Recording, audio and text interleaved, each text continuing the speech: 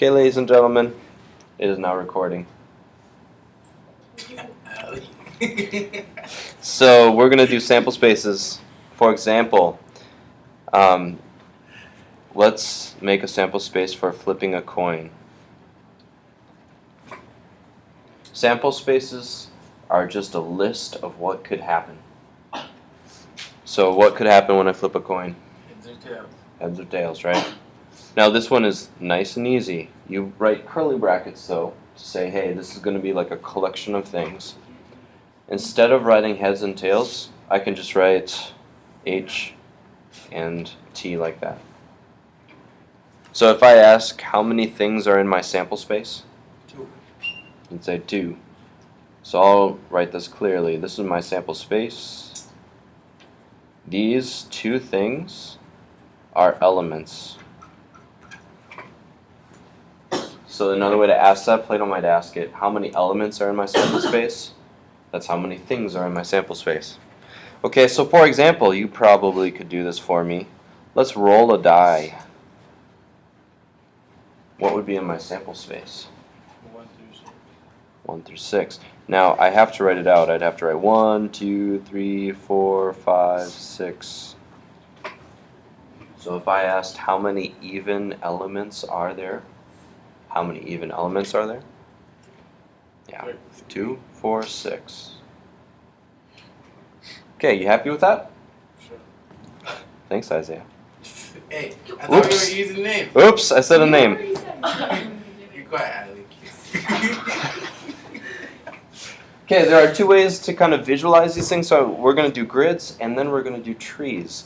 And most problems on the MCA can be done by doing this kind of thing, okay? So let's work on a grid. For example, you're not always, the problems on the MCA are not as easy as flip 1 coin. They'll say things like flip 2 coins. And we want to write the sample space. This is how you do a grid. You kind of make an XY axis. You represent, this is toss number 1, and this is toss number 2. And then you write, like, for if I was just doing toss number 1, what are the total outcomes? What are the elements from 1 toss? Heads, tails, right? If I toss another coin, what are the elements there? Now what we do is we cross them together. We're going to end up with 1, 2, 3, 4 different things in our sample space in the end. So what does this point represent? Heads, heads, because 1 head, 2 head, that'd be 2 heads. How about this one right here? What's that? This would be tails, heads, and this would be Tails and tails. tails and tails. Now if I wrote it like that, is that my proper sample space No. notation? Isaiah, what would I write? Once again, I thought we were using names. Shh, Allie. Anyways. Heads, heads, tails, tails, heads, and then tails, tails. Okay. Cool. Now you could mix it up. You could do something where, like, on the bottom it would be a dice. So if it was a dice on the bottom, would we just have 2 columns on the bottom?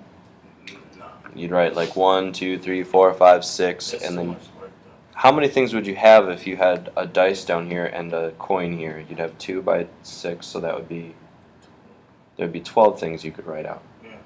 So you'd have like 1H, 2H, 3H, 4H. You just write them all out. You happy with that? Yeah. Sure. Isaiah's the only one who's going to be on this movie. Yup. And Allie. Awesome.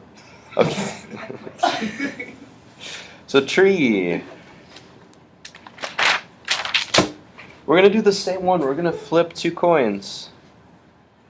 But we'll make a tree. We should, I mean, it's the same situation. So we're going to get the same sample space. So the way we do this is, if we flip a coin, the first toss, toss number 1, what are our outcomes? Oh. The two elements would be heads, tails, right?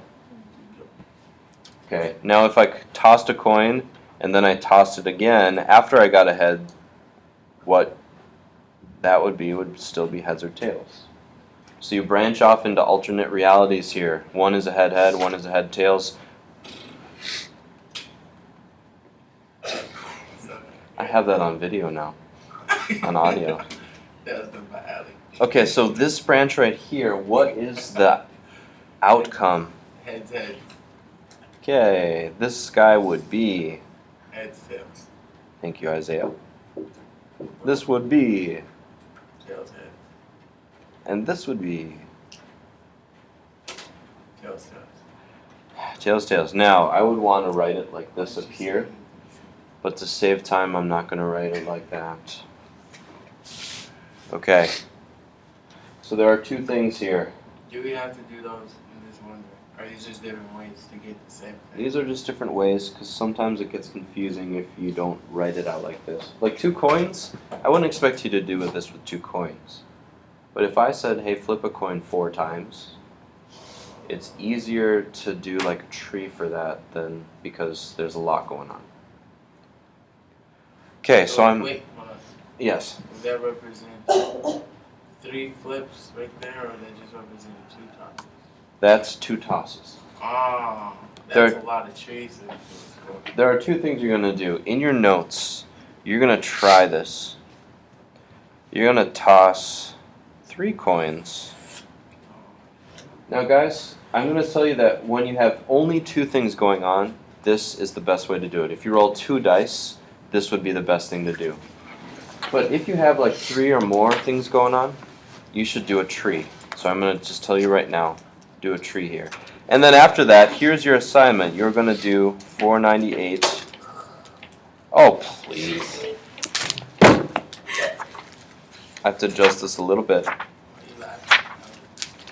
You're going to do 2 B through C, and then 3C. So go ahead and do this on your own. I want to check it off, and then you could do the assignments. Cut C.